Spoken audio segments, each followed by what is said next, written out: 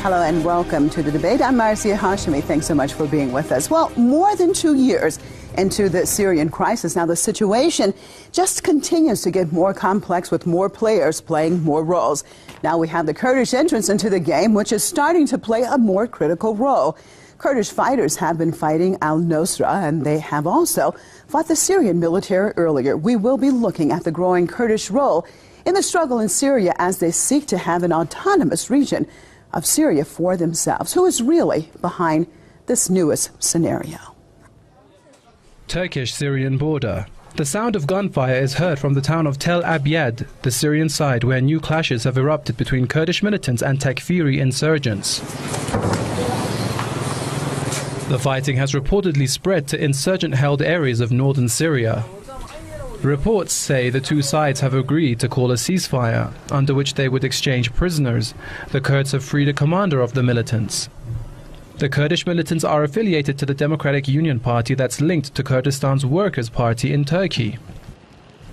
The Syrian Kurds are said to be drawing up their own constitution and modeling themselves on the autonomous Kurdistan region of Iraq. What the Syrian Kurds have been doing has worried Syria's northern neighbor, Turkey. Ironically, Ankara has allied itself with Iraq's Kurdistan region at the expense of the government of Iraqi Prime Minister Nouri al-Maliki. The Kurdish militants have also fought the forces of Syrian President Bashar al-Assad in the northern city of Aleppo. Meanwhile, they have been accused by the Takfiri insurgents of working with Assad to keep the militants outside their own areas in return for the continued operations of state organizations in those regions. The Kurds' ambition to establish an autonomous region is viewed by many as a threat to Syria's territorial integrity, as it encourages other minorities to follow suit. It could also threaten Syria's neighbors. What is clear is that the division of regional countries into smaller territories based on ethno-sectarian grounds will benefit Israel in the first place, which is the West scenario for Syria. Well, I'd like to welcome my guest to the program out of Atlanta, Georgia, Mr. Jim W. Dean, managing editor and columnist of Veterans Today. And out of London, Salafist cleric, Mr. Anjem Chowdhury. Thank you both for being with us. Well, let's start it off in the United States, in Atlanta, with Mr. Dean. Why do you think that we're starting to see a growing role in the Syrian conflict by the Kurds at this time?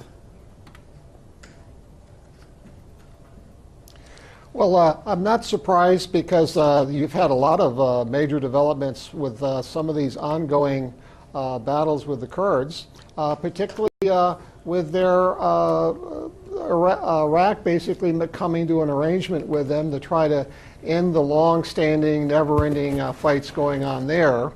And then, of course, with al-Nusra basically trying to carve off a northern part of Syria so they can establish a quasi-Islamic state there.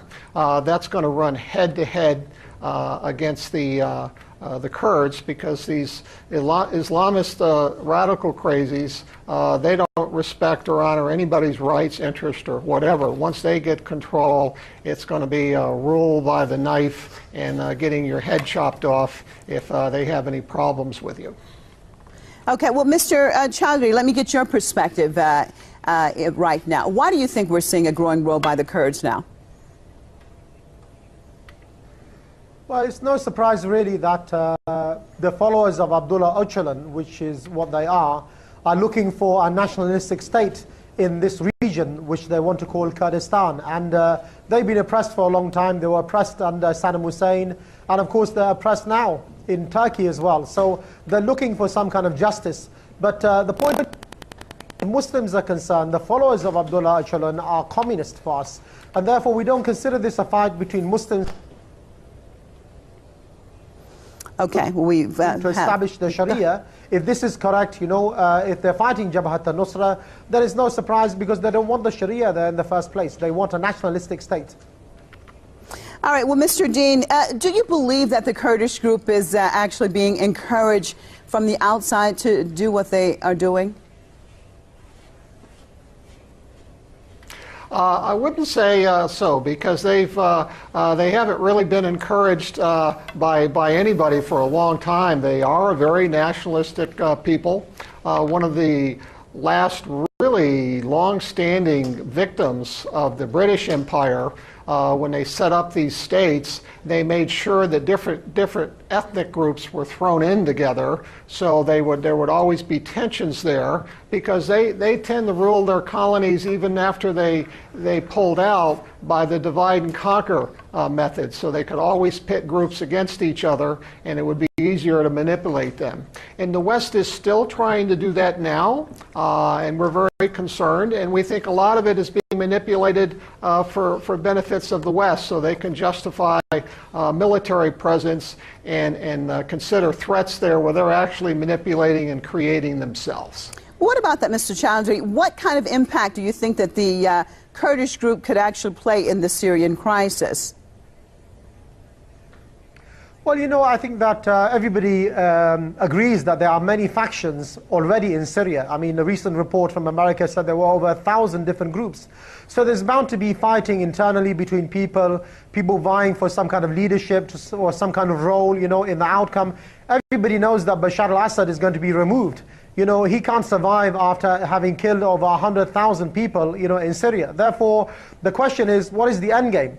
Who will prevail? And obviously, what we are saying is that Jabhat al-Nusra, and what we can see is that the Mujahideen are gaining a lot of ground. And therefore, it would not be surprising that the Americans or the other players, they want democracy in the area, or they want people to go away from the Sharia. And therefore, they will instigate some kind of support for the players who are against Jabhat al-Nusra. Even if you look at the alliance which is being formed by America and their own allies, it includes every single player apart from Jabhat al-Nusra, because they're the only ones really calling for the pure Islam and the Sharia. So what we say, really, there are two camps here, as we've always said. On the one hand, those people who don't want the Sharia, who don't want jihad, who don't want the Khilafah, and the people of Abdullah Öcalan, and even the Americans, and even, you know, the Free Syrian Army to a certain extent fall into this camp. On the other hand, you have those people who say enough is enough. We tried communism, we tried oppression, we tried Saddam Hussein. Now is the time to try the Sharia. Islam is the solution for Syria, and we know this from the divine text as well. Well, Mr. Chowdhury, let me just jump in here, because you mentioned a few points, a little bit off the topic, but you've mentioned a few points about Sharia, and we know, as far as dealing with al-Nusra Front and the heinous crimes, I mean, just terrible crimes that have been committed in Syria, I'm not sure we want to attribute that to Islamic law. Well, I don't think that Jabhat al-Nusra are the people behind those things. I mean, you know, there's a lot of crimes which have been documented, committed by the Nusayri regime, by Hezbollah, and even by the Iranian regime. The trinity of evil is there. The people who are coming from around the world, who are fighting for the Sharia, they're not going to commit atrocities. You don't go all the way from Britain and France to lay down your life and then start killing innocent women and children. This is something which the enemy will do, and they will blame the Muslims and they will blame the Mujahideen. And we said the same scenario, you know, in Afghanistan with Blackwater. We see it with the ISI. You know, this is happening all over the world.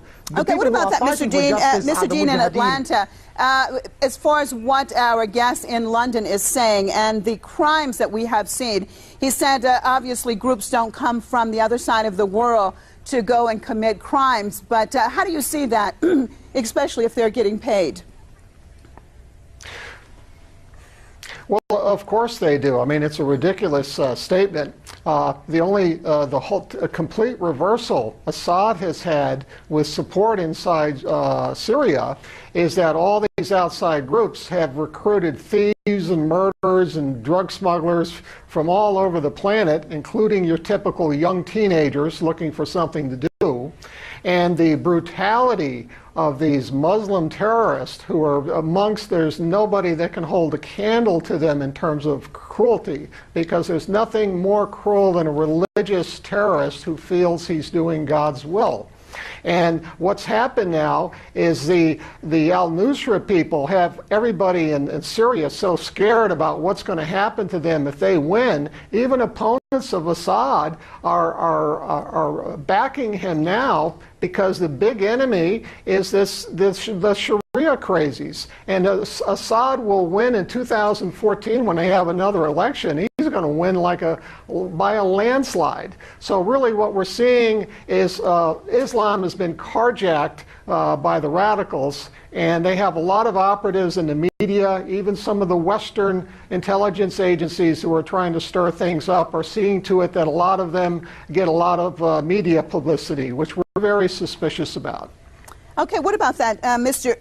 Chaudhry? I want to look at now, with the situation with the Kurds, how likely is this a scenario that is being implemented in order to divide Syria? We saw a similar situation taking place in Iraq. Your take on that, sir?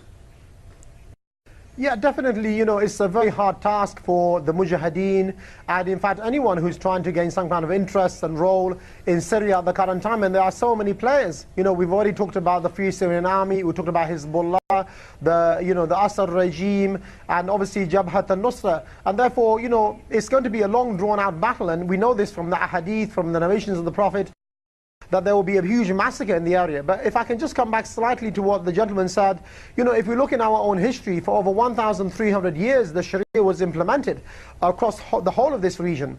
And the Jews and the Christians and the Muslims lived side by side. And part of the Crusader mentality is, in fact, to undermine the Sharia and undermine Islam and to say that you cannot have the Sharia, and look how barbaric it is. But you cannot point to one regime across the whole of the Muslim world at the current time who is implementing Islam and the Sharia. For your information, the Iranian and the Saudi regime are some of the worst culprits. They're not implementing the Sharia. They implement parts of the penal code and parts of the social system, and they don't provide the basic needs for the people, the social and economic rights, and therefore you have chaos. What you have is people who believe in democracy, implement parts of the Sharia, and they don't live by the Islamic law. What we need is, we are Muslims. This is the month of Ramadan. We believe in Islam. We should implement it, and we should unite the people together. Our land, our war, our honor is one as Muslims, and therefore we say to the Kurds, you can live with us peacefully. Your rights will be protected. You will have food, clothing, and shelter. There's no need to fight against people who want the best for you and the best for all of the people, for the Muslims and the non-Muslims. Mr. Chaudhry, this is not a discussion about Islam and what Islam is, because there would definitely be a lot of people to say that what is happening right now, as far as those who are fighting the Syrian government, many would say it's not Islamic. But we're going to turn right now and actually look at some of our Facebook comments. Let's take a look. Encouraging the Kurds to demand a self-rule region in Syria is one of the planned steps by the West to target the country's integrity. This is the scenario for Syria. Divide the country into Kurdish, Sunni, Alawite and Druze states for the benefit of Israel.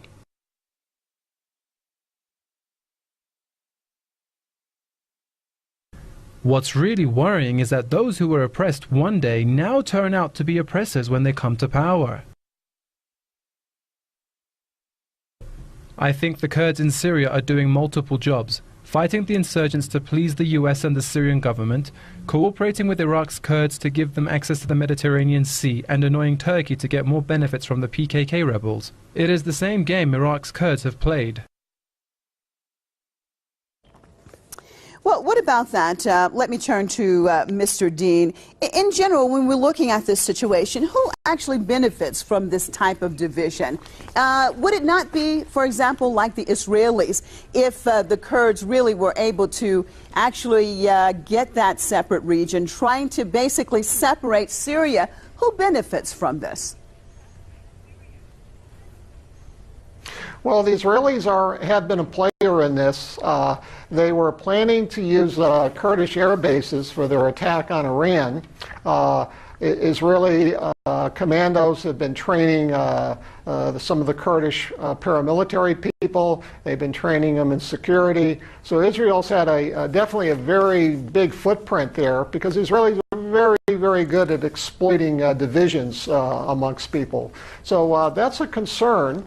But I think that the first thing we have to try to get by on this thing is whether the Kurdish are going to have what's called an autonomous region, which would kind of be like a state within the country, where they have like a state government and they have control over their local affairs, like in a way states do in the U.S. Like Iraq right now. I don't think they're going to get a situation where they're like Correct, correct. But I'm not really seeing a situation where they're going to get an independent country. I think Kurds would be very, very happy to manage all their local affairs and get Syrian troops or Turkish troops. They don't have Turkish policemen and Turkish crooked judges to have to deal with in dealing with their local affairs. This is what all local people want. They want to get the federal people, and particularly the crooks and the corruption, out of their country, out of their region. Well, how does it affect, though, the Syrian situation in general as far as a country, a separate entity? I'll pose that to London. Yes, I think that, in fact, you know, the Israeli regime has been able to survive for the last 60-odd years because they've been surrounded basically by people who are friendly. The Egyptian regime and even under Morsi do not have an agenda to, free this land of Palestine. Neither does Bashar al-Assad. There's been no bullet fired between Hezbollah, indeed, and the Israelis for over 6 years. So I think the Israelis will be very happy, in fact, to keep Bashar al-Assad and to keep the interests, really, you know, of the Syrian regime and the Israeli regime protected. The biggest threat, in fact, to the state of Israel is for the Sharia and Islamic State, because we will never tolerate this land to be occupied.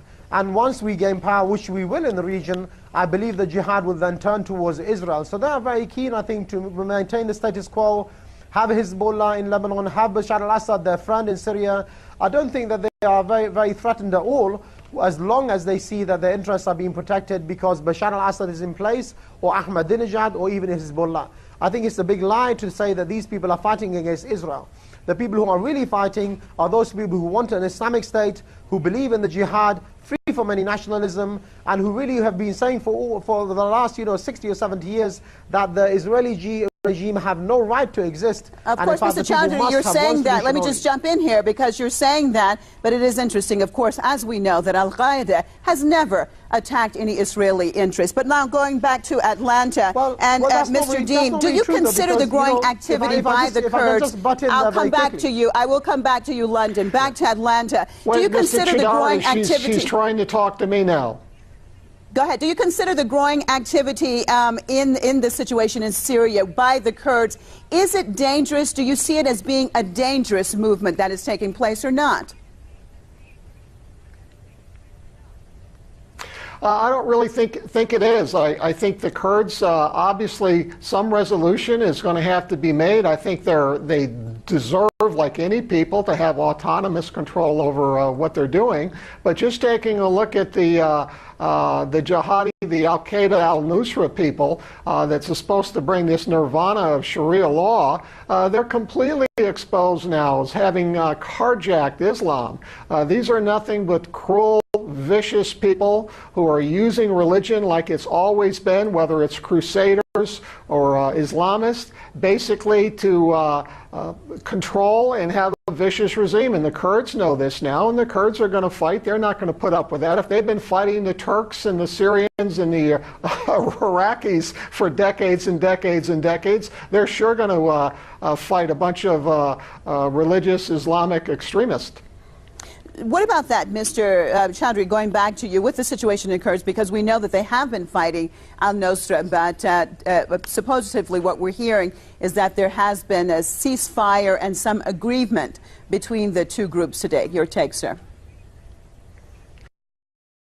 Well, I need to verify the news about what exactly is happening on a minute-by-minute basis, obviously, with people who are fighting on the side of the Kurdish nationalists and as well, Jabhat al-Nusra. But if I can just make a point for your friend and yourself, Al-Queda and the Mujahideen have been fighting the bosses of Israel, which is basically the people who are supporting them and who have established Israel and maintain them, which is the American regime all over the world.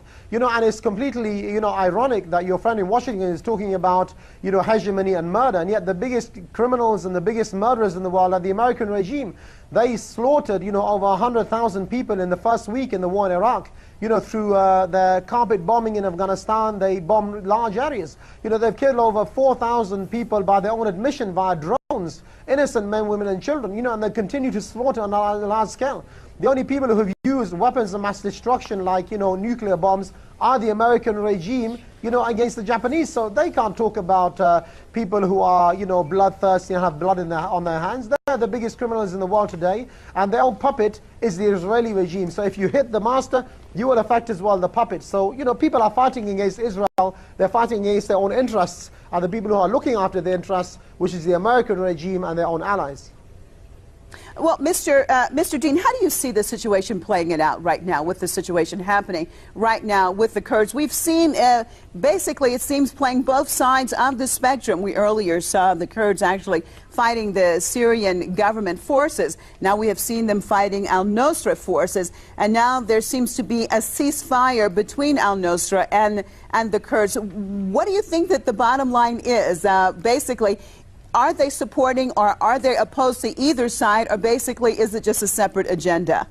I think it's a separate agenda, and I think one of the most fruitless questions to ask today for really anybody is how do you think this thing is going to play out? Because I don't think anybody knows. It's absolutely utter, total chaos.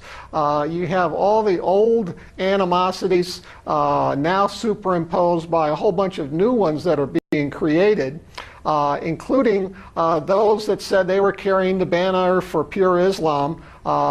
They basically have shown their true hand in Syria, that on their worst day and their best day, they're as bad as anything that Western imperialists have ever done. So it's just a tremendous, horrible situation that nice, regular, moderate people over there that just want to live their lives and raise their families are being cruelly victimized, including those, and Mr. Shadari seems to leave out that he gives a free hand to all the radicals and Taliban or whatever. They've been blowing up and slaughtering and innocent civilians without any bad publicity from people like Mr. Shadari. So that doesn't wash very well from my end, that's for sure. Okay, and with that, I'm afraid we're out of time. I'd like to thank both our guests, Mr. Jim W. Dean, managing editor and columnist on Veterans Today in Atlanta, Georgia, and Mr. Anjem Chaudhary, Salafist cleric out of London. And thank you, viewers, for being with us for another debate. Make sure you join us same time, same place tomorrow. I'm Marzieh Hashemi, signing out in Tehran. Goodbye.